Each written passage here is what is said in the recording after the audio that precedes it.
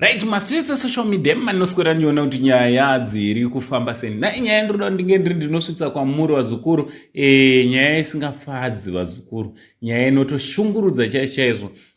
Ndoda kusvitsa kwamuri, asi chekutanga kana uri munyowani usati wasubscribe paSaint TV nokurudzira kuti usubscribe, turn on your notification bell so that every time we upload a video you'll be notified. Ndichitozvirudi kwese kwamuri vazukuru vasekuru Saint.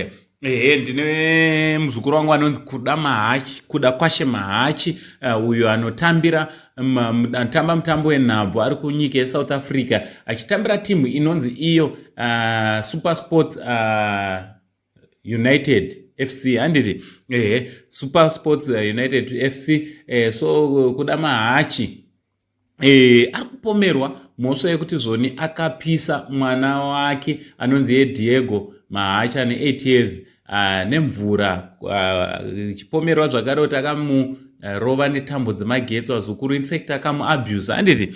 Ameno vazukuru kuti munozviona sei nyaya dzacho dzakutenderera nekubuda zvakasiyana siyana dziri kutenderera uchinzi mukomana akanga achida kuromba. Vamwewo vazukuru vari kuti mukomana akanga achida kuromba achishandisa mwana, aida kuita mamani rituals. Vamwewo vari kutaura vachidaro.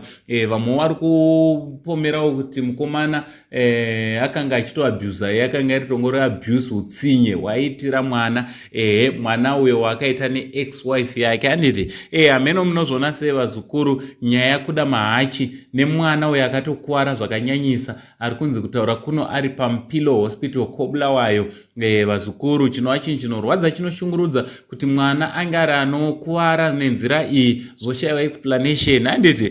Zvotadza kuva neexplanation, mwana anotarisirwa kuti anenge achichengetwa akatariswa nevatariri kana nevabereki, osvika pakukuwara kudai. Zvii zvinenge zvakaitika vazukuru. Ameno munozviona sei nyaya iyi, nyaya Kuda Mahachi kwangove nekupomerana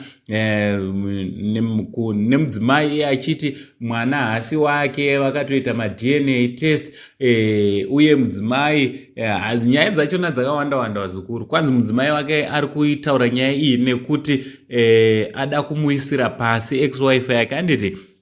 Ameno munozviona sei vazukuru nyaya yekwaKuda Mahachi muri kuiona sei uye muri kuinzwisisa sei, muri kuinzwawo sei kune vainzwa nyaya iyi? Aiwa, ngataura necomment section kuti munozviona sei. From Uncle Saying the only Zim Uncle, Parizino Nchitichi, much love.